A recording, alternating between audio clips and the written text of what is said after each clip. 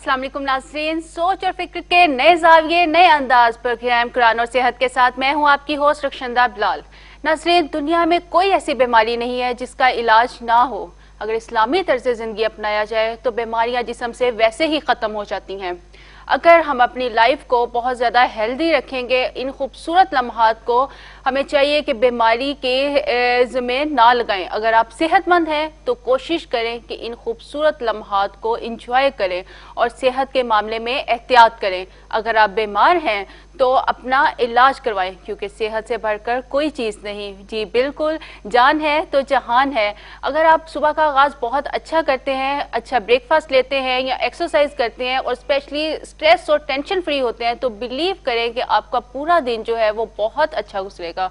अब आते हैं आज के टॉपिक की तरफ। आज का हमारा टॉपिक जो है हेपेटाइटिस के हवाले से। हम पहले भी इसके बारे में बात कर चुके हैं कि हेपेटाइटिस की क्या वजूहात है, क्या इसके सिम्टम्स हैं और इसकी क्या एहतियाती तदाबीर है। इन तमाम चीजों को हम डिस्कस करेंगे बैनुल-अक़वामी शोहरत याफ्ता research scholar professor doctor Jameel Mehrvi, medal of merit president of Pakistan से, जो हमें कुरान और सुन्नत की रोशनी में इन तमाम बीमारियों का इलाज और एहतियाती तदाबीर बताएंगे।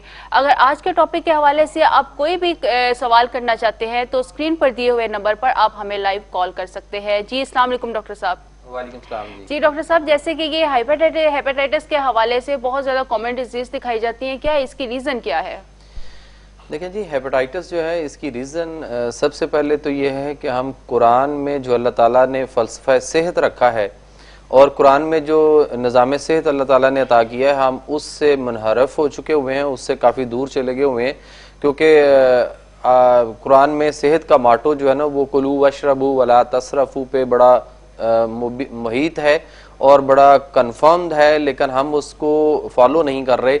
अल्लाह ताला फरमाते हैं कि खाओ पियो और इसराफ यानी हद से तजावज़ न करो। अल्लाह अल्ले तलल्ले करने वालों को पसंद नहीं फरमाता। और फिर आप अंदाज़ा कर लें कि जिसको खुदा न खास्ता अल्लाह पसंद न फरमाए तो फिर वो उसकी क्या पोजीशन होगी दुनिया में और आखिरत में उसका क्या मकाम होगा। तो हमें ये चाहिए कि जैसा हम खड़े होकर नमाज की हालत में जब सूरह फातिहा पढ़ते हैं तो उसमें हम कहते हैं या अल्लाह हमें इनाम याफ्ता लोगों में शामिल कर दे, तो हम उसके लिए प्रैक्टिकल कितना का वर्क कर रहे हैं। सिर्फ दुआएं मांगने से कुछ नहीं होगा, प्रैक्टिकल वर्क करना पड़ेगा। फिर खुराक का जहां तक ताल्लुक है तो उसमें भी हम देखते हैं कि हम अज़ का तामन उम्दा और तरोताज़ा खाएं, लेकिन हम सारी चीज़ें वो बासी खाते हैं। फिर सूरह बकरा की आयत 258 है कि अब ज़रा तुम अपने ताम और मशरूब को देखो, या कतन गला सड़ा तो नहीं है। सूरह अबस की आयत है, अल्लाह ताला वहाँ पे फरमाते हैं कि अब ज़रा तुम अपने वसाइल माइशत यानी किस तरीके से, किस ज़राए से हासिल किया गया है उसमें गौर व फिक्र करें। कुरान जो है उसमें अल्लाह ताला ने रिज़्क़ की 4 इक़साम दी हैं कि रिज़्क़ हलाल ले लो, हराम छोड़ दो। फिर उसके बाद अल्लाह ताला फरमाते हैं कि उस रिज़्क़ हलाल को रिज़्क़ तय्यब करो, फिर उसको रिज़्क़ करीम करें, फिर उसको रिज़्क़ हसना करें। अब मैं यहाँ पे आपको रिज़्क़ करीम की एक आयत का तर्जुमा देता हूँ कि बावकार तरीके से कमाया गया हसीन रिज़्क़ जिसको खाने से सरूर की लज्जत हासिल हो। हमें कभी सरूर की लज्जत हासिल नहीं हुई इसलिए कि हमने कभी उसको बावकार तरीके से कमाया ही नहीं। हलाल और हराम की तमीज़ हमें नहीं, और हम बस दिन रात जो है ना वो इस फोबिया में है कि रात से जब दिन निकले तो हम करोड़पति हों और उसके बाद हमारे पास कोठी गाड़ियाँ बंगले ये सब कुछ आ जाएं। तो इस सब के लिए अल्लाह ताला ने देने का वादा किया है, लेकिन उसके लिए कहा है लाइसा लिल इंसान इल्ला मा सआ, कि जो जितनी कोशिश करता है हम उसको उसकी कोशिश के मुताबिक जांच तोल कर उसको पूरा पूरा जो है वो दे देते हैं। तो हमें चाहिए कि हम उस कुरान मजीद फुरकान हमीद जो किताब हकीम है उसकी तरफ हमें आना पड़ेगा। फितरत से दूरी, कुदरत से जंग, और उसके बाद हमें जो है ना बहुत ज्यादा हम इन चीजों से जब दूर चले गए तो हमारे लिए मसाइल और बीमारियों का जो है ना वो मजमुआ बनते चले जा रहे हैं। जी बिल्कुल, जैसे डॉक्टर साहब ये बहुत ज्यादा जैसे हेपेटाइटिस के हवाले से देखा जाता है पेट में पानी पड़ जाता है, इसकी क्या रीजन है? देखिए, सबसे पहले तो ये है कि हेपेटाइटिस जो है ना ये जिससे हम बहुत ज्यादा खौफजदा हुए हैं। हेपा का मतलब है जिगर और टाइटिस का मायना है सोजिश। जब दो अल्फाज को इकट्ठा कराया तो फिर ये बना हेपेटाइटिस, और उसके अगर उर्दू में लुग़वी मायने करें तो ये बनेगा जिगर की सोजिश। अब ये जिगर की सोजिश जिसको हम वायरस कहते हैं और वायरस जिसको हम कीड़े मकोड़े समझते हैं, ये बेसिकली वायरस लातीनी ज़बान का लफ्ज़ है और इसके लुग़वी मानी है जहरीला मादा, एक पॉइजनिंग फ्लूइड है। जिस तरह हम किसी जगह पे देखते हैं कि किसी फोड़े या फिंसी के अंदर से एक पस निकलती है, पीप निकलती है, तो उसको हम पॉइजनिंग फ्लूड कहेंगे। तो वायरस जो है ये लातीनी ज़बान का लफ्ज़ है और हम उस पर जो है ना वो ऐसे खौफजदा हुए हैं। बेसिकली ये 1980 तक जॉइंडस यरकान, पीला, नीला और काला यरकान कहा जाता था। उसके बाद इसको जॉइंडस कहना शुरू कर दिया, फिर उसके बाद इसको हेपेटाइटिस कह दिया और इतना खौफो हरास लोगों में फैला जिसका हिसाब नहीं है। लेकिन दूसरी साइड पे हम ये देखते हैं कि ये सारा कुछ जो है एक्चुअल इसके फैक्ट्स जो है ना वो कहाँ से आ रहे हैं। एक तो आपकी खुराक से आ रहा है कि हम खुराक जो है ना जिस तरह की भी सादा खा रहे हैं, हम खुराक में अपने घर से लेके होटल्स तक हर जगह पे हमने कोशिश की हुई है बूफे सिस्टम बनाने की। दो दो तीन तीन हम मुख्तलिफ डिशेस बनाते हैं, मेहमान आ रहे हैं तब भी घर में, वैसे भी फिर हम सोचते हैं आज छुट्टी का दिन है तो आज भी कोई 2-3 डिशें बना ली जाएं। लेकिन हम ये नहीं देखते कि ये जो 2-3 हम डिशेस बना रहे हैं ये क्या एक दूसरे से के साथ मिलकर खाई जा सकती हैं या मैदे के अंदर जाके एक दूसरे से, अगर ये एग्रीवेटेड फूड होगा तो ये बहुत ज्यादा जो है ना वो तकलीफों में बाइस हमारे रूटीन मैटर्स में भी हमारे जब दावत वगैरह हम करते हैं बिल्कुल 3-3, 4-4 डिशेस जो है इसका एहतमाम किया जाता है। इसके लिए रक्षंदा जो है ना नबी पाक सल्लल्लाहु अलैहि वसल्लम जो है ना वो फरमाते हैं कि बेहतरीन 1 सालन है, फिर उसके बाद 2 सालन, फिर उसके बाद 3 सालन। इस पे मजीद बात करते हैं। हमारे साथ एक कॉलर है, जवाद है बहावलपुर से। जी जवाद। वालेकुम सलाम जी। मैं डॉक्टर साहब से पूछना चाहता हूँ कि मेरा बीपी काफी अप डाउन रहता है, अप जाता रहता है जी। तो जो मेडिसिन दी वो भी मैं यूज कर रहा हूँ लेकिन वो फर्क नहीं पड़ता। कितने अरसे से है? कितने अरसे से आपको ये? तकरीबन ये है 2 साल से। 2 साल से ठीक हो गया? ठीक हो गया जी। देखिए एक तो ये है कि 2 साल से ब्लड प्रेशर है और जिस ब्लड प्रेशर का उस वक्त कोई भी रिएक्ट होगा, बहुत सारे उसके रीजन फैक्टर्स थे। गैसेस, तेजाबियत भी हो सकती हैं, उसके बाद आपको टेंशन, स्ट्रेस भी हो सकती है, अचानक कोई बुरी खबर सुन के या कोई नुकसान हो के उससे भी ऐसा हो जाता है। लेकिन देखना यह है कि उसका रीजन क्या था। उस वक्त जब आपने डॉक्टर को चेक करवाया उसने आपको एक आध गोली पे लगा दी और उसने कहा कि ये थ्रू आउट आपने सारी जिंदगी खानी है। देखिए जिंदगी भर दवाइयां खाना बजाते खुद बहुत बड़ी बीमारियों को दावत देना है। इलाज वो होता है जो कुछ अरसा के लिए हो, कुछ हफ्तों के लिए हो या कुछ महीनों पर मुबीत हो और उसके बाद फिर हम जो है ना वो मुस्तकिल ठीक हो जाएं और नॉर्मल लाइफ गुजारें। ये नहीं है कि हम परहेज भी करते रहें, दवाइयां भी खाते रहें और फिर साथ साथ अपने ब्लड प्रेशर को या शुगर हो इनको हम मॉनिटर भी करते रहें और उसके साथ साथ हम मुख्तलिफ तकलीफों में और मुख्तलिफ बीमारियों में मुब्तला होते चले जाते हैं। इन दवाइयों का बेजा इस्तेमाल भी जो है वो जिगर के ऊपर इफेक्ट करता है, गुर्दों पे भी इफेक्ट करता है। गुर्दे जो है ना वो किडनी फेलियर और डायलिसिस की तरफ जाते हैं। अगर वो जिगर के ऊपर इफेक्ट हो, ये ब्लड प्रेशर की दवाइयाँ या पेन किलर या जो हम एंटीबायोटिक्स या स्टीरॉइड्स लेते हैं, ये सारी जिगर के ऊपर इफेक्ट करती हैं और उससे जिगर की बहुत सारी बीमारियां जो है ना वो फैल रही हैं। आपको ये चाहिए कि एक तो आप अपनी खुराक में देखें कि आप कद्दू, टिंडे, घियातोरी, मूली, गाजर, शलजम, पेठा कद्दू, उसके बाद मेथी है, उसके बाद मूंगी की दाल है और बकरे का गोश्त शोरबे वाला या उसकी यखनी बना के ये आप अगर लें और उसके साथ गाजर का जूस आजकल बहुत अच्छा आपके लिए होगा। लेकिन उसको ठंडा नहीं करना, नॉर्मल जो गाजर बगैर फ्रिज के पड़ी हुई हो उसको जूस निकालें और बगैर बर्फ मिलाए या बगैर ठंडा किए आप उसको पिएं। अरग गाओ जुबान आपके लिए बहुत अच्छा है, आप इसको सुबह दोपहर शाम लें। और अगर इससे आप मुस्तकिल निजात चाहते हैं तो उसके लिए हम जो है वो अल्लाह के निज़ाम सेहत के मुताबिक हम एक दवाई जो है वो पेशेंट के लिए बनाते हैं। वो कुछ हफ्ते खानी पड़ेगी और उसके बाद आप मुस्तकिल जो है वो ठीक हो जाएंगे। ठीक हो गया। डॉक्टर साहब ये जो पीला यरकान होता है इसकी रीजन क्या है और इसकी एहतियाती तदाबीर क्या है?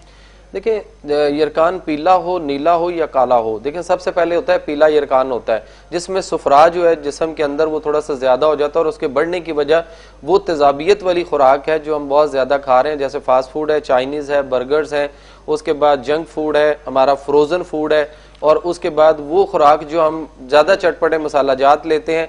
ये जो चस्का चटखारा है ना इसने हमें बहुत सारी बीमारियों में मुब्तला कर दिया हुआ है। इस पे मजीद हम बात करते हैं। हमारे साथ मलिक साहब है मुल्तान से। जी अस्सलाम वालेकुम।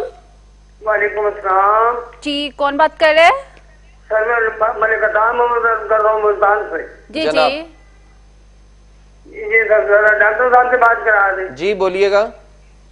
सर अर्ज ये है कि ये जो लाहौर में आप बैठते हैं ये क्लिनिक कहाँ है?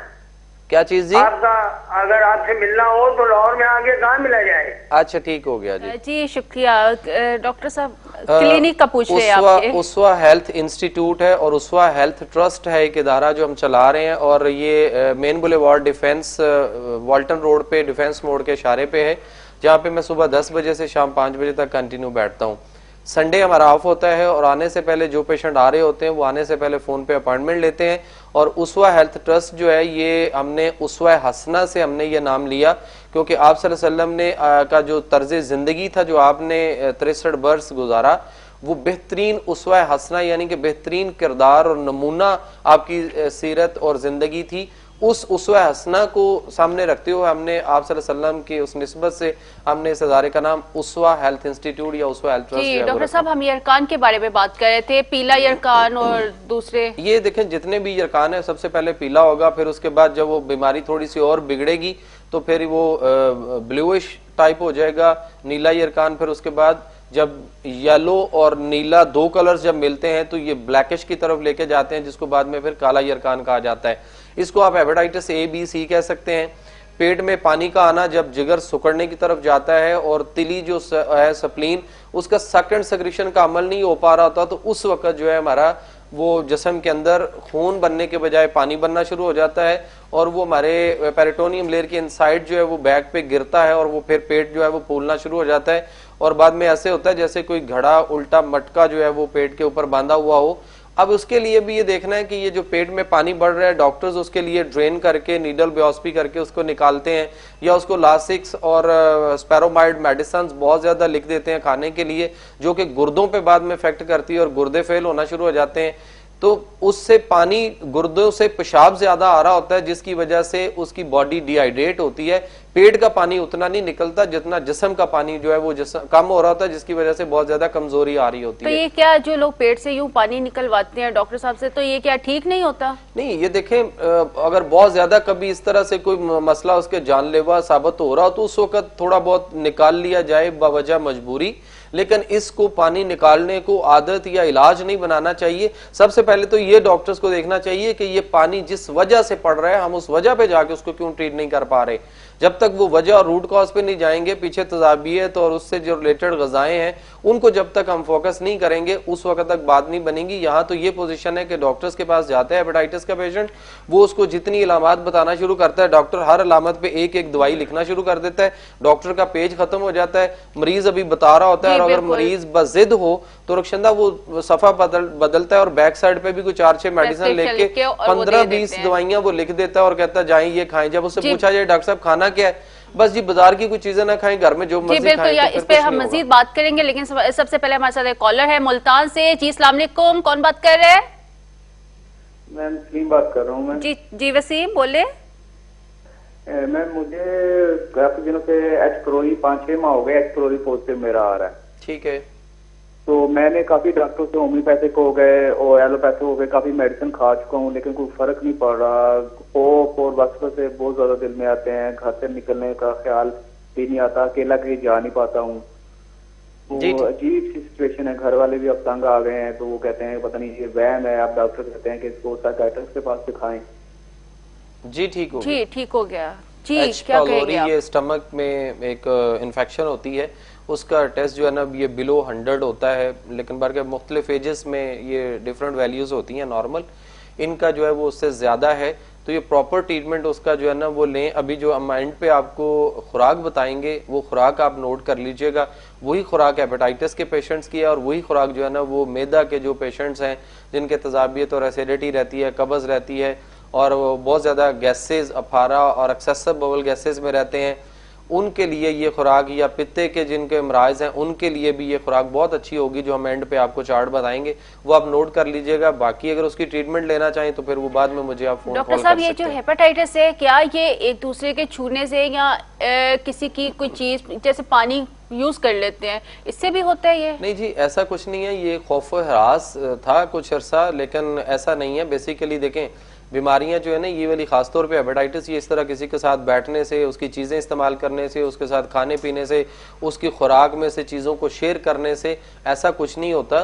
ये सिर्फ कंपनियों का एक खौफ और राज था जिन्होंने बहुत ज़्यादा महंगे टीके बेचने थे और लोगों को अंदर डर खौफ पैदा करना था, क्योंकि जब डर खौफ पैदा होगा तो उस वक्त ही जारी बात है बिल्कुल ठीक हो गया। यहाँ पे हमारे साथ एक कॉलर है फैसलाबाद से। जी अस्सलाम वालेकुम, कौन बात कर रहे हैं? वालेकुम अस्सलाम, हेरा बात कर रही हूँ फैसलाबाद से। जी बताइए। जी मैंने डॉक्टर साहब से पूछना था कि मेरी सिस्टर है छोटी और उसकी स्किन के ऊपर ना ब्लैक स्पॉट्स बनते जा रहे हैं। क्या बनते जा रहे हैं? ब्लैक कलर के स्पॉट्स बन रहे हैं, जैसे डॉट होते हैं ना, जस्ट और कुछ नहीं है, वो दाना नहीं है, जस्ट स्पॉट्स है। वो मेडिसिन उन्होंने यूज की है, क्रीम भी यूज कर रही है, लेकिन उससे कोई फर्क नहीं पड़ रहा। जी ठीक हो जी ठीक हो गया। आई थिंक मेरा ख्याल है इनको हार्मोन्स का डॉक्टर साहब शायद कोई प्रॉब्लम हो।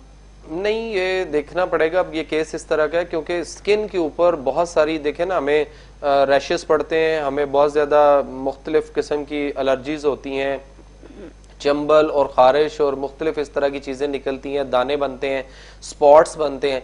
ये देख के पता चलेगा कि उसकी प्रॉब्लम और रीजन असल क्या है। हम ये करते हैं कि उसके ऊपर लोकल एप्लीकेशंस होती हैं जो हम मुख्तलिफ मेडिसन, दवाइयाँ, क्रीम्स, ऑइंटमेंट्स वगैरह उसके ऊपर हम लगाते रहते हैं, लेकिन हम ये नहीं देखते कि उसका असल फैक्टर जो है वो उसके इनसाइड स्किन, सॉफ्ट टिश्यूज में या उसके भी अंदर कहीं डीप जो है वो कोई ऐसा रीजन पड़ा है जिसकी वजह से वो हो रहा है। जब तक हम रीजन को नहीं देखेंगे और रीजन पे नहीं जाएंगे इन्वेस्टिगेशन करके, उस वक्त तक ऊपर हम जो मर्जी लगाते रहें।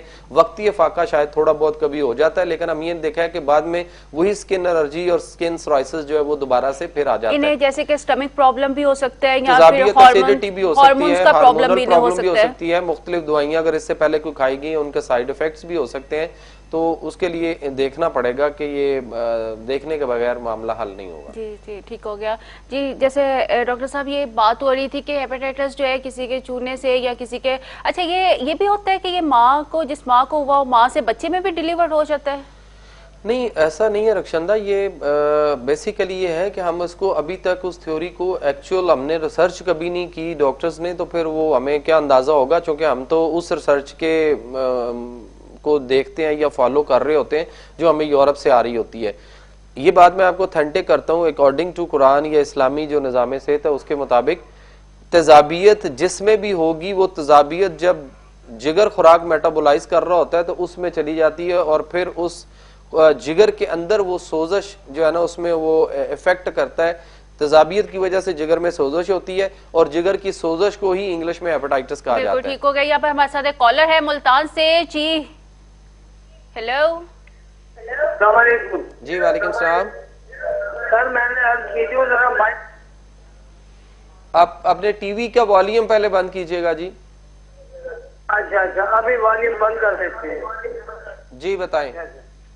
अच्छा अर्ज की है, मैंने आपसे एड्रेस पता किया था जी। मैं आपसे लाहौर में आके मिलना चाहता था जी। दूसरा ये है कि मेरा जिस्म डल हो जाता है, सुबह सुस्ती बड़ी होती है मुझे, ठीक हो। खुराक हजम नहीं होती कोई भी। कल आपने दही के मुतालिक बताया था कि दही सुबह कैसे खाई है।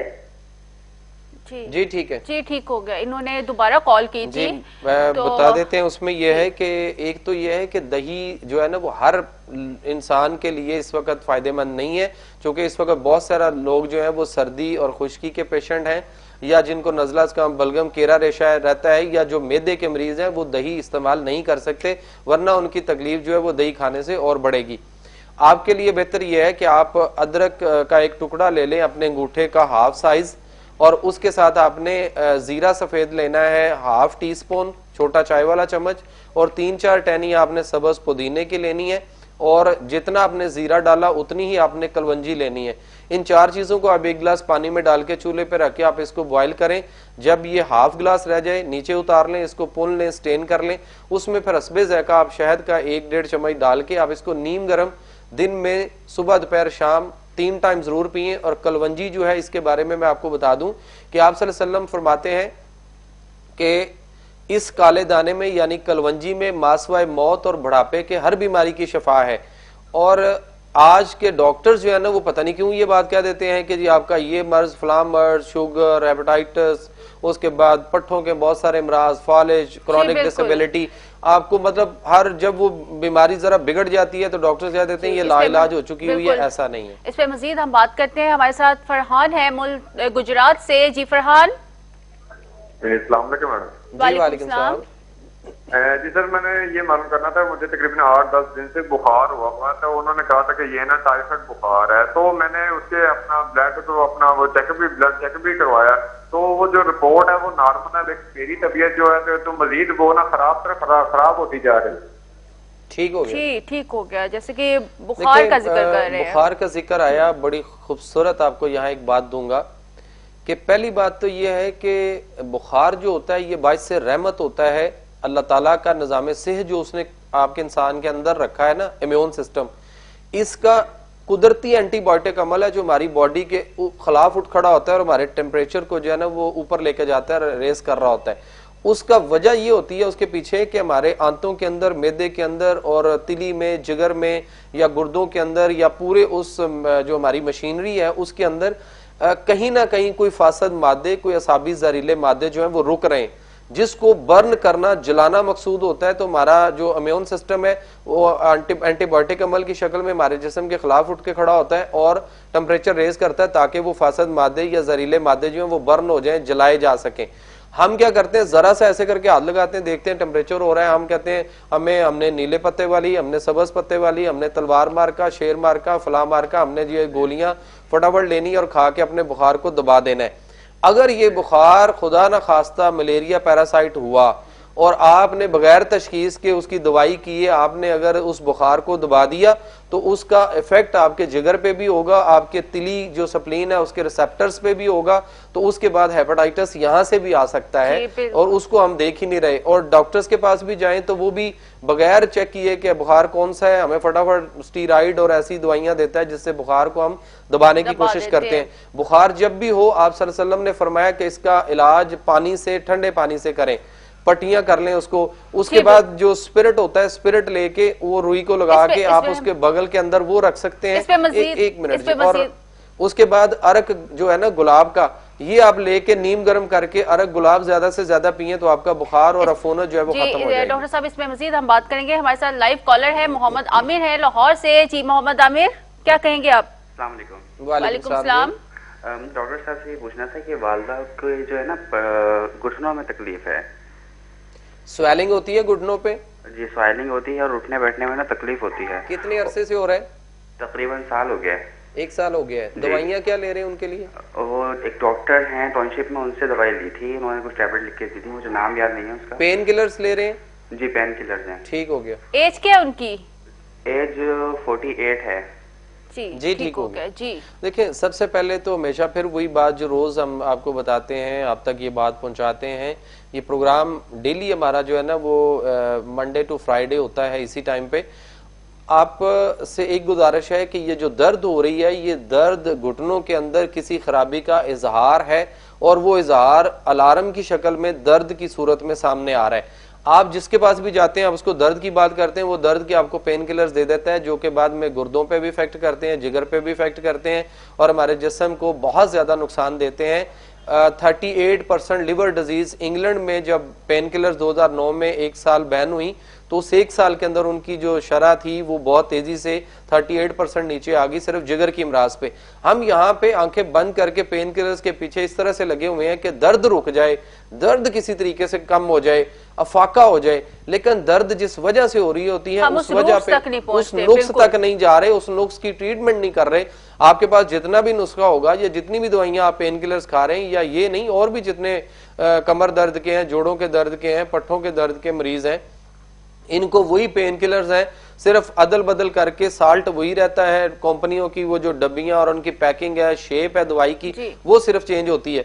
तो दर्द का हल 2 गोली नहीं होता भैया। दर्द जो है ये जिस खराबी से हो रही होती है उसके लिए आप इनको लाके मुझे किसी टाइम चेक करवा दें तो इंशाल्लाह ताला आपको घुटनों का दर्द हो या जोड़ों का कोई भी इलाज करवाना चाहिए। इस पे मजीद हम बात करेंगे। हमारे साथ खालिद है सरगोदा से। जी खालिद। अस्सलाम मैम। वालेकुम सलाम। डॉक्टर मुझे जून जुलाई के करीबन ना टाइफाइड हुआ था। ठीक है। तो टाइफाइड की मैंने मेडिसिन कोई 25-26 दिन मेडिसिन खाई, टाइफाइड उसके बाद ठीक हो गया, लेकिन मेरे मैदे पे पता नहीं उन्होंने ऐसा कोई इफेक्ट किया है कि फिर उसके बाद मुझे रिपोर्ट करानी पड़ी। फिर मेरा एच प्रोरी पॉजिटिव आ गया, उसके बाद मैं मेडिसिन भी खा रहा हूँ, लेकिन ये है कि मेरे जिस्म में कोई मुझे फाका नहीं हो रहा, जिस्म में ऐसे टांगों में जान नहीं होती, हार्ट बीट तेज हो जाती है। मुझे जी मशवरा दे। मुझे ये बताइएगा आपका जो एच पायलोरी है ये कितने का टाइम से आपका पॉजिटिव आ रहा है? सर ये मुझे कोई हो गए हैं 3-4 माह हो गए, 2 माह के बाद मैंने टेस्ट करवाया था एच पायलोरी का। ठीक हो गया जी? ठीक हो गया जी। देखें वही बात आ गई कि जब आपको टाइफाइड हुआ तो उस टाइफाइड के लिए जितने आपको हाई पोटेंसी एंटीबायोटिक्स दिए गए, एंटीबायोटिक्स जितने भी हैं ये तेजाबों से बनते हैं। इनमें गंधक का तेजाब, नमक का तेजाब और शोरे का तेजाब, या तीनों या 2 या कोई एक लाजम होगा तो ये एंटीबायोटिक बनता है। अब जो तेजाबों से बनी हुई दवाइयां हैं जिनको हम एंटीबायोटिक्स कहते हैं, बेसिकली एंटीबायोटिक के अगर लुग़वी मानी किए जाए तो ये जिंदगी का कातिल है, मतलब लाइफ किलर है, लेकिन हम उसको जो है ना वो इस तरह से खा रहे हैं कि जिसका अंदाजा नहीं है, और डॉक्टर खिलाते हुए भी नहीं सोचता, और हफ्तों मरीजों को जो ये दवाई है खिलाई जाती है जिसका इफेक्ट फिर मैदे के ऊपर आ रहा होता है, और उससे फिर मैदे में अल्सर हो सकता है, जख्म हो सकते हैं, उसके बाद आपका मैदा जो है उसके जो गैस्ट्रिक म्यूकोसा लेयर है वो बर्न हो सकती है, आपकी खुराक हजम नहीं होगी, तेजाबियत होगी, एसिडिटी बनेगी, और फिर उससे जो एक नया केमिकल वहां पर रेक्ट आएगा, उस केमियाई रेक्ट को जो अब हम टेस्ट करवाएंगे तो उसका नाम फिर H. pylori पॉजिटिव है। डॉक्टर साहब, इनके लिए कोई इलाज, ऐसा इलाज जो आप घर बैठ के आप कर सके खाने के बाद? खुराक 50% इनको मैं बता सकता हूँ, बाकी जो है वो फिर इनको मेरे पास आके बाकी 50% इलाज जो है वो लेना पड़ेगा। H. pylori के पेशेंट जो है ना वो 1-1.5 महीने में या 4 से 6 हफ्तों में ये जो है ना इनकी रिपोर्ट्स नेगेटिव हो सकती है, मुश्किल नहीं है। लेकिन ये नहीं है कि जैसे ये बता रहे हैं कि 4 महीने से और 4 महीने से अब H. pylori की मेडिसिन खा रहे हैं, जब उन दवाइयों का रेक्ट कोई आएगा तो कोई और एक मर्ज नया जो है ना वो सामने आ जाएगा। तो बेहतर यह है कि एक तो जो हमने अदरक, जीरा, पुदीना और कलवंजी का कावा बताया आपको थोड़ी देर पहले भी, आप वो एक तो बना के इस्तेमाल करें, आपके मैदे और तेजाबियत और उसके मसाइल के लिए बहुत अच्छा है।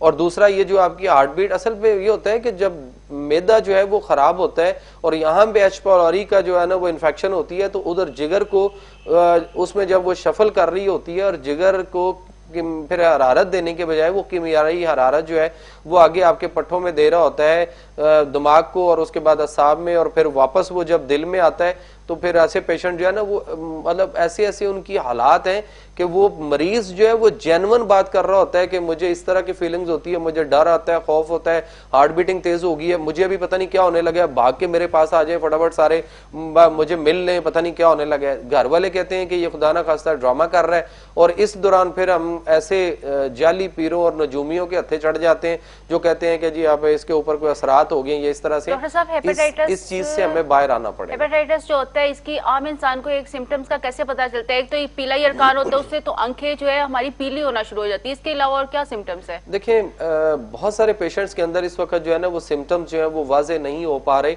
वो जब ब्लड किसी को देने के लिए जाते हैं या अपना कोई टेस्ट करवाते हैं या कोई मेडिकल उनका हो रहा होता है तो उस दौरान भी पता चलता है कि जी इनका हेपेटाइटिस कोई ना कोई जो है ना वो पॉजिटिव है, खा वो ABCDEF कोई भी हो।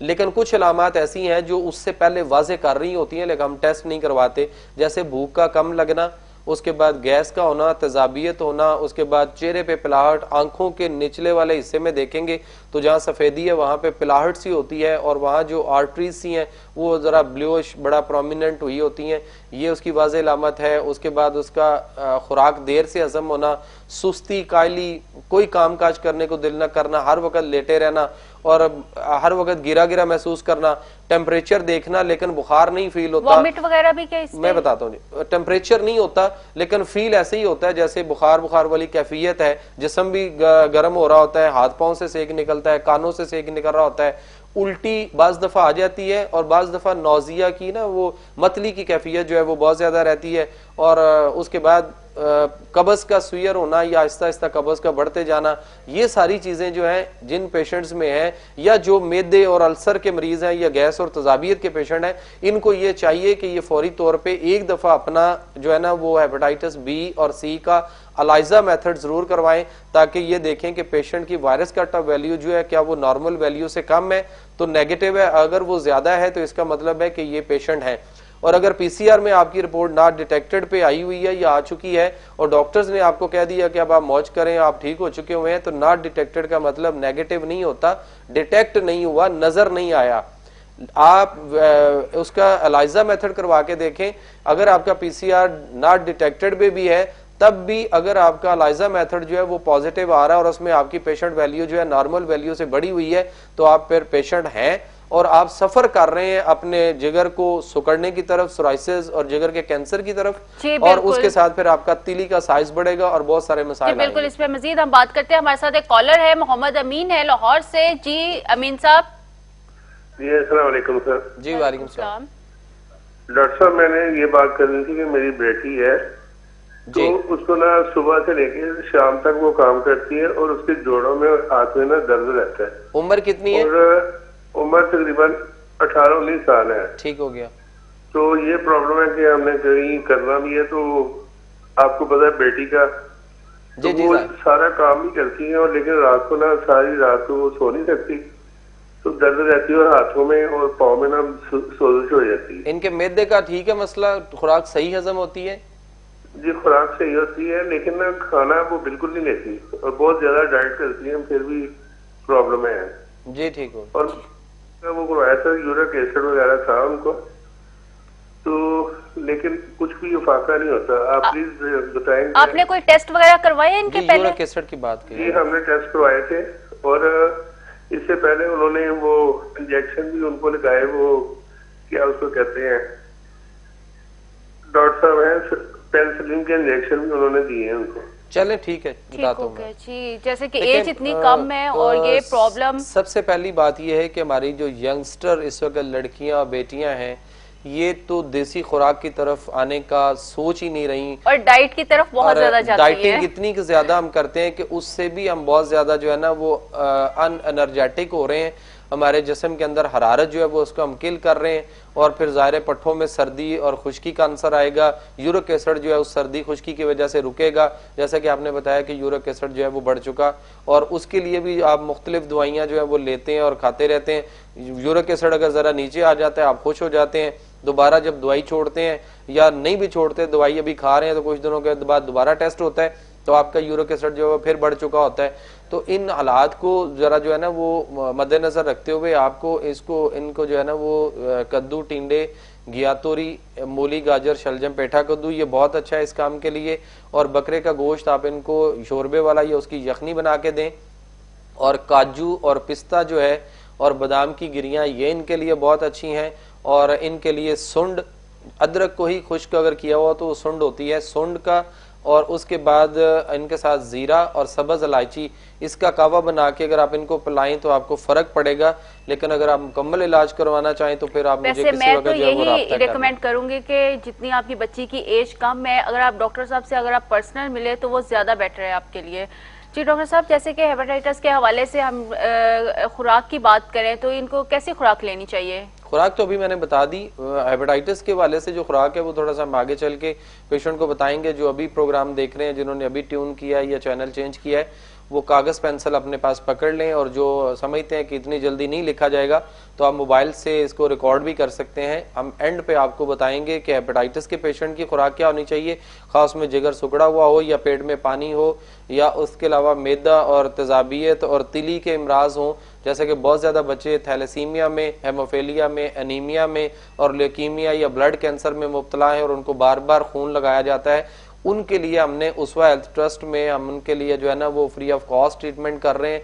ये बात आप उन लोगों तक जरूर पहुंचाएं जिनके बच्चे थैलेसीमिया या हेमोफेलिया या एनीमिया या लेकीमिया में मुब्तला हैं। डॉक्टर साहब कहते हैं कि पीला यरकान की निस्बत ये जो काला यरकान है ये बहुत ज्यादा डेंजरस है। देखिए वो उसकी ना थर्ड स्टेज पे पहुंच चुका होता है, वो लास्ट स्टेज होती है, जिससे आगे जो है वो फिर पेट में पानी का आना, जिगर का सुकड़ना, जिगर का केस जो है वो कैंसर की तरफ जाना, जिसके बाद फिर डॉक्टर्स कह रहे होते हैं कि आप लिवर ट्रांसप्लांट करवा लें। लिवर ट्रांसप्लांट करने के बाद भी आप देख रहे हैं कि जो टुकड़ा लगाया जाता है उस टुकड़ा वो अगर कामयाब हो भी जाए लिवर ट्रांसप्लांट, तो उसकी जो लाइफ मैक्सिमम हमें मिल रही है वर्ल्ड में वो 3 से 5 साल तक है। जी बिल्कुल, इस पे मजीद हम बात करते हैं। शाहिद अली हमारे साथ उकाड़ा से। जी शाहिद अली। अस्सलाम वालेकुम। मैंने डॉक्टर साहब से ये पूछना था, ये चाय का इस्तेमाल ज्यादा हम करते हैं, ये नुकसानदेह साबित तो नहीं हो सकता? मसाल एक दिन में 4 या 5 दफा इस्तेमाल करना। भैया चाय कोई मशरूब नहीं है, ये ज़हन में रख लें। जी जी। अल्लाह ताला ने कुरान में जो है वो अदरक का कावा, अदरक की बात की है, और इवन यहाँ तक है कि जन्नत में भी जो आला दर्जे के लोग होंगे उनको वहां पे भी जो है वो अदरक का कावा दिया जाएगा। ये कुरान की बात है। हम जो है ना वो जिस चाय पे लगे हुए हैं ये तजाबियत भी पैदा कर रही है, ये गुर्दे फेल करने का भी बायस है, और यही तजाबियत मैदे का अल्सर और जख्म और उसी से आगे फिर हेपेटाइटिस में भी केस जाता है। चाय कोई मशरूब नहीं है, अब लोगों की मर्जी है वो इसको पिए या ना पिए। ठीक हो गया। डॉक्टर साहब, 1-2 कप दिन में चाय के लेने के वो भी नहीं नुकसान जी, मुझे लगता है कि आपको बहुत ज्यादा शौक है, इसलिए आप 1-2 कप पे आ जाती जी हैं। बिल्कुल, इसलिए मैंने पूछा आपसे। इससे अवॉइड करें, क्योंकि इससे हम बहुत ज्यादा बीमारियों में मुब्तला हो रहे हैं। और खासतौर पे इसके साथ जो हम डब्बों का दूध लेते हैं उसके अंदर बहुत ज्यादा जो केमिकल्स हैं वो और ये चाय मिलकर इंसान का जितना बेड़ा गर्क कर रहे हैं वो हम उसका अंदाजा ही नहीं लगा रहे। लेकिन हम ये देखते हैं कि उसके लिए बहुत ज्यादा खूबसूरती से हमें वो अंदाज से पेश किया जाता है और हम उस पर जो है ना वो आदी और मुब्तला हो चुके हैं। और खास तौर पे खाना खाने के फौरन बाद ये जो हम गरम गरम चाय लेते हैं ये इंतहाई मुज़र सेहत है, और उसके फौरन बाद जो हम सिगरेट लेते हैं ये उससे भी ज्यादा मुज़र सेहत है। आप थोड़ा सा अपनी सेहत का ख्याल करें। मेरा ख्याल है कि नीम गर्म पानी अगर आप थोड़ा सा लें तो वो ज्यादा इफेक्टिव होता है खाने के बाद स्पेशली। देखिए, खाने के साथ नीम गर्म पानी लें। नॉर्मल टेम्परेचर में जो पानी होता है वो, और ठंडा पानी तो खासतौर पे बिल्कुल नहीं लेना चाहिए। गर्म पानी नीम गर्म लेंगे तो वो आपकी खुराक को तेजी से हजम करेगा। गैस, तेजाबियत और कब्ज और जितने मसाइल होते हैं, यूरिक एसिड बढ़ता है, कोलेस्ट्रोल लेवल बढ़ता है, बाद में हार्ट अटैक और किडनी फेलियर और मुख्तलिफ मसाइल जो आते हैं, जोड़ों की दर्दें होती हैं ठंडे पानी से, ये सारा कुछ जो है ना ये ठीक हो जाता है। कल हम बात कर रहे थे परसों के डॉक्टर्स को जो है वो ज़रूरत है बहुत ज़्यादा उस ग़ज़ाई इलाज करने की, जैसे इलाज बिल ग़ज़ा कहा जाता है, जो कि अकॉर्डिंग टू कुरान है। उसके लिए हमने अपने उसवा हेल्थ ट्रस्ट के अंदर जो है ना Mohammed institute of medical sciences के नाम से एक इदारा बनाया हुआ है, जिसमें हम मुख्तलिफ डॉक्टर्स जो मेरे पास आते हैं मैं उनको ग़ज़ा के हवाले से ट्रेनिंग देता हूँ। कल all Pakistan homeopathic doctors association है, उसका एक वफद मेरे पास आया। उन्होंने ये कहा कि जी हम डॉक्टर्स को यहाँ आपके पास लाना चाहते हैं, या अगर हम अपने पास किसी जगह पे 200-250 डॉक्टर्स की जो है वो गैदरिंग करें और उनको आप मुख्तलिफ टाइम में लेक्चर दें ताकि बीमारियां जो है उनको कंट्रोल करने का सबब बने। तो मैं मशकूर हूँ डॉक्टर सद्दक हुसैन का और उनकी बाकी सारी टीम का जो कल मेरे पास आए, और मैंने ये उनसे वादा भी किया रक्षंदा के मुझे जब भी कहीं भी कोई किसी लेक्चर के लिए बुलाया जाएगा ग़ज़ा के हवाले से खास तौर पे, तो ये कुरान जो तिब्बे कुरानी और तिब्बे नबवी है इसको हम दूर तक फैलाने के लिए कोशिश है। इस पे हम मजीद बात करते हैं। मलक मतीन है हमारे साथ कमालिया से। जी मलक मतीन, कर ली अपने टीवी का वॉल्यूम स्लो कर दे। अपने टीवी का वॉल्यूम कम कीजिएगा जी। ये वॉल्यूम अच्छा। डॉक्टर साहब, मैं आपसे पूछना चाह रहा था, मेरा बीपी बड़ा शूट हो रहा है। कितने अरसे से? ये सर मुझे ना तकरीबन 2-3 ईयर्स ओल्ड है। ठीक हो गया। उसके लिए जो मैं टैबलेट यूज कर रहा हूँ, पहले मैं नॉर्मल 50 mg कर रहा था। ठीक है। तो अब ये जो मैंने दोबारा चेंज करवाई है नॉर्वेस्ट 10 mg ले रहा हूँ जी। तो उसके लिए काइंडली आप मुझे जरा बताइएगा। जी ठीक है, मैं बता देता हूँ। जी ठीक हो गया। जी तिब्बे कुरानी और तिब्बे नबवी की रोशनी में ब्लड प्रेशर जो है इसका मुस्तकिल इलाज जो है ना ये ज्यादा से ज्यादा भी 3-4 महीनों में तो मैंने ट्रीट करके देखा, और उसके बाद यहाँ पे हम एक और कॉल लेते हैं और उसकी प्रेस की जरूरत नहीं है। मजीद हम बात करते हैं, हमारे साथ एक कॉलर है। जी अस्सलाम वालेकुम। कॉल ड्रॉप हो जी, कॉल ड्रॉप। अच्छा, इस तरह से है। और फिलहाल ये है कि आप अर्क गाँव जुबान लेकर उसका आधा ग्लास जो है वो सुबह, आधा ग्लास दोपहर, आधा ग्लास शाम को अर्क गाँव जुबान अगर पिए, जितने भी ब्लड प्रेशर के पेशेंट हैं तो इनको काफी तेजी से फाका होगा। और गाजर आजकल बहुत है मार्केट में, आप गाजर का जूस जो है वो निकाल कर उसमें थोड़ी सी काली मिर्च पिसी हुई डालकर, लेकिन शर्त यह है कि काली मिर्च आप खुद घर में पीसेंगे, बाजार से पिसी हुई नहीं लेंगे। तो थोड़ी सी काली मिर्च डालकर गाजर का जूस जो है ये आप ज्यादा से ज्यादा इस्तेमाल करें, लेकिन शर्त यह है कि गाजर या उसका जूस दोनों ठंडे ना हो। जी हमारे साथ एक कॉलर है। जी अस्सलाम वालेकुम। वालेकुम सलाम। जी कौन बात कर रहे हैं? मैं समरान बात कर रहा हूँ मैडम कामोगी। जी जी बोले। डॉक्टर साहब से पूछना है कि मुझे ना मेरे में तेजाबियत है बहुत ज्यादा, और 4-5 माह हो गए मैं दवाइयाँ खा रहा हूँ लेकिन कुछ ना फर्क नहीं पड़ता।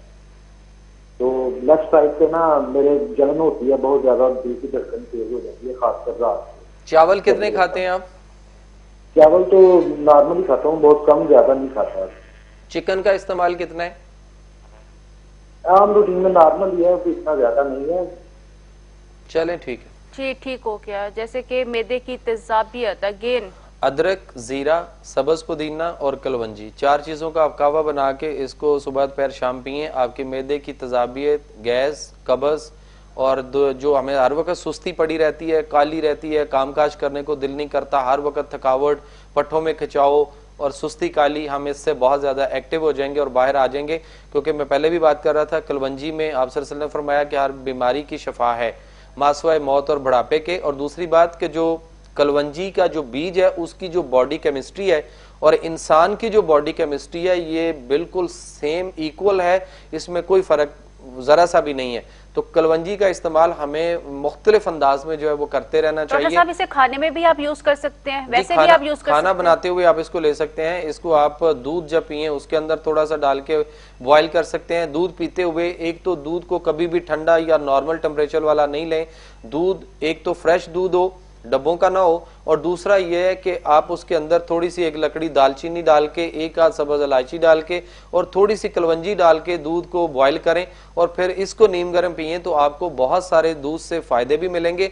और जो हमारा बैड कोलेस्ट्रॉल बढ़ रहा होता है या दूध के अंदर जो फैट होती है वो भी बर्न हो चुकी होती है और हमारे असाब को, जिगर को, मैदे को, पित्ते को, इवन खासतौर पे जो शुगर के पेशेंट हैं उनके लिए दालचीनी जो है इसमें ऐसे कुदरती अद्वियाती ख्वास हैं कि आपके लबलबे से कुदरती इंसुलिन हार्मोन्स को रिप्रोड्यूस करने के लिए ये बहुत अच्छी है कि आप दालचीनी पीस कर अपने पास रख लें और उसका हाफ टी स्पून सुबह नीम गर्म पानी के साथ और हाफ टी स्पून शाम को नीम गर्म पानी के साथ लें। तो जो आप इंसुलिन लगा रहे हैं, जो आप गोलियां खा रहे हैं, इनमें आपको तेजी से फर्क नजर आएगा और आपकी शुगर जो है वो तेजी से डाउन होगी। लेकिन शर्त यह है कि उसके साथ आप अपने पेंक्रियाज लबलबे का इलाज करवाएं। आपका लबलबा ठीक हो, वो फिर से कुदरती इंसुलिन हार्मोन बनाना शुरू करे तो आपको अंग्रेजी दवाइयां, इंसुलिन टीके और परहेज से मुस्तकिल निजात मिल बिल्कुल। हमारे साथ एक लाइव कॉलर है, हनीफ है कराची से। जी हनीफ। अस्सलाम वालेकुम। जी वालेकुम सलाम। जी मैं कराची से बोल रहा हूँ और मैं हूँ ड्राइवर। जी। ड्राइविंग करता हूँ। जी। तो सर मसला ये है कि मैं सिगरेट भी बहुत पीता हूँ और चाय भी बहुत पीता हूँ। ठीक हो गया। और छोड़ने की बहुत कोशिश करता हूँ लेकिन मेरे से कम नहीं हो रही। जी मैं बताता हूँ आपको। जी बताता हूँ। डॉक्टर साहब ये ड्राइवर हजरात अक्सर देखने में आता चाय के साथ स्मोकिंग कर रहे होते हैं। ये ड्राइवर्स से हटके इस वक्त हमारी जो यंग जनरेशन है वो बहुत ज्यादा चेन स्मोकर और सिगरेट का इस्तेमाल और चाय का इस्तेमाल बहुत ज्यादा है। मैंने एक रिसर्च बहुत अरसा पहले की थी। सिगरेट जो है, अगर आप सादा सिगरेट जो आप लेते हैं, अगर कोई शख्स 5 सिगरेट रोजाना पीता हो, वो 1 साल कंटिन्यू पीता रहे तो इसके अंदर जितनी तारकुल होती है वो ये अंदाजा कर ले, एक बड़ा प्याला जो दूध वाले के पास, दही वाले के पास होता है, इतनी वो तारकुल लुक जो होती है वो अपने जिस्म के अंदर ले जा चुका है। फिर ये देखना चाहिए हम कि हम कितने सालों से सिगरेट पी रहे हैं और इसका हमें फायदा क्या हुआ और हमारा कितना लाखों बजट जो है हमने 5, 7, 10 सालों के अंदर हमने उस पर खर्च कर दिया। हमने तरक्की क्या करनी है? जिसको पूछे वो सिगरेट पिए जा रहा है उसे पूछें क्या हुआ, वो सिगरेट क्यों पीते हो यार, ये सेहत के लिए अच्छी नहीं, बस टेंशन बहुत है, मेरे पास कोई काम नहीं है, जॉब नहीं है, मेरे पास कोई ऐसे जराए नहीं है, मैं वो करना चाहता हूँ, मेरे पास ये हो जाए। लेकिन वो ये नहीं सोचता कि ये जो मैं पैसा इधर बर्बाद कर रहा हूँ या जितना कर चुका हूँ इसका क्या हासिल है। एक सादा सिगरेट जो है वो आपकी औसत एवरेज लाइफ जो है उसको 5 से 8 मिनट कम करती थी। ये 94 की रिसर्च है। उसके बाद 2000 में एक रिसर्च आई, उसमें यह कहा गया कि वही एक सादा सिगरेट जो है वो 12 मिनट जिंदगी कम करती है। एक शख्स अगर जो है वो, मैं कहता हूं कि 12 मिनट या 8 मिनट को छोड़ दें, अगर 5 मिनट में हम ये लगाएं कि एक सादा सिगरेट से जिंदगी कम होती है, तो अगर कोई सिगरेट 20 शख्स सिगरेट रोजाना पीता है तो 100 मिनट और उसमें 40 मिनट अगर और रिलैक्स करें तो 1 घंटा हम अपनी जिंदगी को कम कर रहे हैं। इसी तरह चाहे का मजीद बात करते हैं। हमारे साथ एक लाइव कॉलर है, अदनान है लाहौर से। जी अदनान। वालेकुम सलाम। डॉक्टर मैंने कुछ दिन हुए हैं, महीना डेढ़ हुआ कि मैंने एंडोस्कोपी कराई है, तो मेरे उसमें क्या कहते हैं मैदे पे स्वेलिंग और आंतों में स्वेलिंग आ रही है, जिससे वो डॉक्टर ने बताया कि गैस वगैरह बहुत ज्यादा बन रही हैं और वही ट्रैवल करती हैं, सर को दिल को वही जाती है, तो उस टाइम अजीब सी कंडीशन होती है, कुछ समझ नहीं हो पाती क्या मैं कर रहा हूँ, क्या होता है, ऐसा लगता है जैसे पागल सा नहीं हो जाता आदमी, इस तरह की कंडीशन हो जाती है उस टाइम। फिर थोड़ी आते के बाद फिर खुद की तबीयत जो है ना बेहतर हो जाती है। अच्छा अब ये बताइएगा आपका H पाइलोरी जो है वो टेस्ट हुआ है कि नहीं हुआ? नहीं सर वो नहीं हुआ।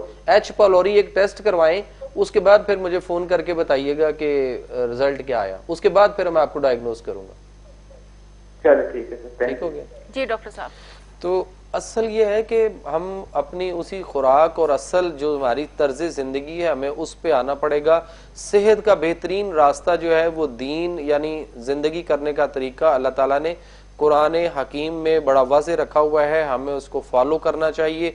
अगर हम उसको फॉलो नहीं करेंगे या उन बातों को नहीं मानेंगे तो फिर हम बहुत ज्यादा बीमारियों और तकलीफों और परेशानियों में मुब्तला रहेंगे और ये हमारे साथ इस तरह से जैसे कि इस्लामी तर्ज के मुताबिक अगर हम अपनी लाइफ गुजारे हैं तो बीमारियां तो हमारे जिस्म से वैसे खत्म हो जाती है। इंसान बीमार रक्षंदा इंसान बीमार नहीं हो सकता, ये कुरान में वाज़ेह है। सूरा रूम की आयत नंबर 30 का तर्जुमा आप लोग उठा के देखें कि अल्लाह ताला की फितरत यानी कानून फितरत जिस पर उसने इन लोगों को पैदा किया, इंसानों को पैदा किया, इसी को इख्तियार किए रहो। इंसानों में कोई तगय्युर तब्दीली नहीं हो सकती, यही सीधा दीन यानी जिंदगी करने का तरीका है, मगर बहुत लोग नहीं जानते। तो जो मगर बहुत लोग नहीं जानते उनके लिए हम मुख्तलिफ तरीकों से उसवा अल्ट्रस के प्लेटफॉर्म से हम आर्टिकल्स, लिटरेचर और किताबें बांटने का और बहुत सारा, और उसी तर्ज पे हम ये प्रोग्राम आपके सामने लेके आए कि जो लोग नहीं जानते उन तक हम ये बात जो है पहुंचा सकें ताकि हमारे साथ एक कॉलर है, साइमा है उकाड़ा से। जी साइमा। अस्सलाम वालेकुम। वालेकुम सलाम। मैंने क्या कहते हैं 2 सवाल करने थे डॉक्टर साहब से। मैंने पहले पिछले प्रोग्राम में भी फोन किया था जी, और मुझे ना ब्लड प्रेशर बढ़ा हुआ और मैं आपसे मिलना चाहती हूँ डॉक्टर साहब, और मुझे पता बता दीजिए आपका लाहौर का। और मैं क्या कहते हैं 6 माह से ना चिकन खा रही हूँ, ना मैं चावल खा रही हूँ, मैं आलू भी नहीं खा रही, कोई भी चीज नहीं खा। अच्छा, आप खा क्या रही हैं ये बताइएगा जरा। मैं खा रही हूँ गाजर जी और कद्दू खा रही हूँ, ठीक है। मैं पुदीने का पानी मसलसल पीती हूँ, ठीक है। और क्या कहते हैं बस सादा सब्जियां, दाल खा ली। दाल कौन सी? हाँ जी, दाल कौन सी? दाल मूंग की और मसूर की। मूंग की ज्यादा, मसूर की कम। मसूर की ना खाएं, मूंगी की दाल पतली बना के खाएं, वो ठीक है आपके लिए। सब्जियों में 2-3 सब्जियां और बताइएगा जरा। आजकल आलू गोभी मटर है, इसकी क्या? कभी खा लेती हूँ, और क्या कहते हैं टिंडा कद्दू ज्यादा, और शोरबा ज्यादा इस्तेमाल करती हूँ। किसी भी चीज का बन जाए ना शोरबा, बहुत लाइट खाती हूँ। जिस तरह के आप लोग कहते हैं कि दवाई समझ के, मैं जल्दी थक जाती हूँ। मेरा ना ब्लड प्रेशर बढ़ा हुआ है, मुझे सर्वाइकल हुआ खड़ा, और मैं एक हकीम साहब के पास जाती हूँ। शुक्र अल्लाह का कि वो थोड़ा सा ब्लेस कर लेते। हम गरीब हैं बहुत ज्यादा। चले ठीक है जी, मैं बताता हूँ आपको। जी ठीक हो क्या जी। गरीब होना कोई बुरी बात नहीं है, लेकिन अजीबो गरीब होना जो है ना ये ज्यादा खतरनाक है। तो हमें अजीबो गरीब नहीं होना चाहिए, गरीब होना कोई बुरी बात नहीं। और दूसरी बात यह है कि आप अपने असल जो आपका रूट कॉज है ना, आप उसकी तरफ आए, क्योंकि जब तक आप उस पर नहीं आएंगे उस वक्त तक जो है ना वो आपका इलाज नहीं होगा। जहाँ तक एड्रेस बताने का ताल्लुक है तो मैं पहले भी बता चुका कि मेन बुलेवार्ड डिफेंस पे उसवा हेल्थ इंस्टीट्यूट है, वहाँ पे मैं बैठता हूँ। और मजीद आप फ़ोन कॉल करके बाद में भी एड्रेस ले सकते हैं, और अपॉइंटमेंट जो है वो ज़रूरी है, क्योंकि बगैर अपॉइंटमेंट के पेशेंट जो है वो बड़ा मुश्किल हो जाता है उसको एड्रेस करना। बिल्कुल। कल जो कि अदनान शाहिद की बरसी थी, और आज हम उनके लिए दुआ करेंगे कि खुदा ने जो है वो जन्नत में आला मुकाम अता फरमाए। जी, तमाम लोगों से गुजारिश है जो इस वक्त हमारे साथ प्रोग्राम देख रहे हैं वो भी हमारे साथ शामिल हों इस दुआ में। और हम दुआ करेंगे अदनान शाहिद साहब जो कि खबरें के ग्रुप से और बहुत खूबसूरत सहाफ़ी रहे, और ज़िया शाहिद साहब के बड़े खूबसूरत साहबजादे थे, तो इनके लिए और उसके अलावा जितने लोग हमारे आबा अजदाद, हमारे रिश्तेदार इससे पहले दुनिया से जा चुके, हम सब के लिए दुआ करेंगे। अल्लाह ताला सबको जन्नतुल फिरदौस में आला मुकाम अता फरमाए। औज़ुबिल्लाहि मिनश्शैतानिर्रजीम, बिस्मिल्लाहिर्रहमानिर्रहीम, अल्हम्दुलिल्लाहि रब्बिल आलमीन, अर्रहमानिर्रहीम, मालिकी यौमिद्दीन, इय्याका नअबुदु व इय्याका नस्तईन, इहदिनस सिरातल मुस्तकीम, सिरातल लज़ीना अनअमता अलैहिम गैरिल मग़दूबि अलैहिम वलद्दालिन, आमीन। कुल हुवल्लाहु अहद, अल्लाहुस समद, लम यलिद व लम यूलद व लम यकुल लहू कुफुवन अहद। अल्लाहुम्मा सल्लि अला मुहम्मदिन व अला आलि मुहम्मदिन कमा सल्लैता अला इब्राहीम व अला आलि इब्राहीम इन्नका हमीदुम मजीद। अल्लाहुम्मा बारिक अला मुहम्मदिन व अला आलि मुहम्मदिन कमा बारिकता अला इब्राहीम व अला आलि इब्राहीम इन्नका हमीदुम मजीद। रब्बि जअलनी मुक़ीमस सलाति व मिन ज़ुर्रिय्यती रब्बना तक़ब्बल दुआ रब्बना इग़फ़िर ली व लिवालिदैया व लिल मुमिनीना यौम यक़ूमुल हिसाब। सौदत कुरान पाक का सवाब मैं अपनी तरफ से जिस मकसद के लिए हमने ये दुआ के लिए हाथ उठाए हैं, हम सब मिलकर नबी पाक सल्लल्लाहु अलैहि वसल्लम, आप सल्लल्लाहु अलैहि वसल्लम के वालिदैन करीमैन, आप सल्लल्लाहु अलैहि वसल्लम की साहबजादियाँ साहबजादगान, उसके बाद आप सल्लल्लाहु अलैहि वसल्लम की अज़वाज मतहरात, तमाम सहाबा सहाबियात, तमाम मुस्लिमीन मुस्लिमात, तमाम मोमिनीन मोमिनात, और जितने भी मुसलमान अजीज़ व अरब रिश्तेदार हम सब के इस दुनिया से जा चुके हैं, ज़िया शाहिद साहब की फैमिली से इससे पहले जितने बड़े बुजुर्ग जा चुके हैं और ख़ुसूसन अदनान शाहिद साहब, इन सब के लिए कि अल्लाह ताला इनको जन्नतुल फिरदौस में आला मकाम अता फरमाए और अपना खास फजल व करम फरमाए, और जितने बीमार हैं अल्लाह ताला उन सबको सेहत व तंदुरुस्ती अता फरमाए।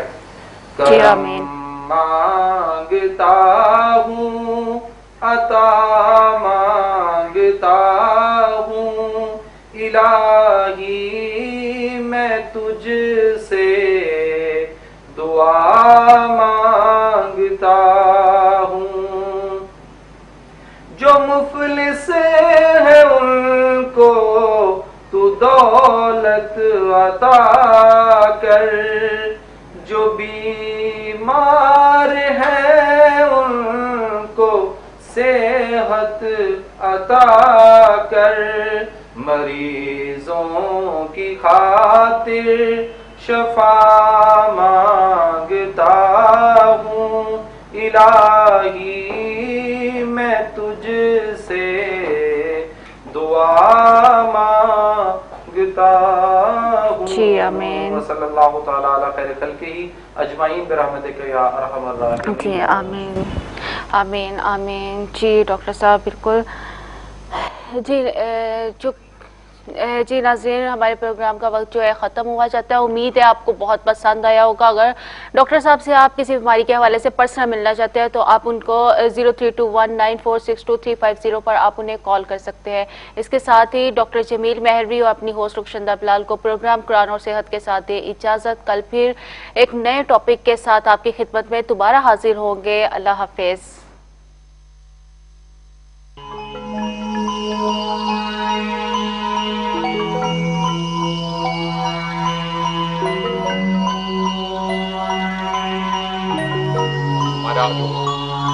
जो है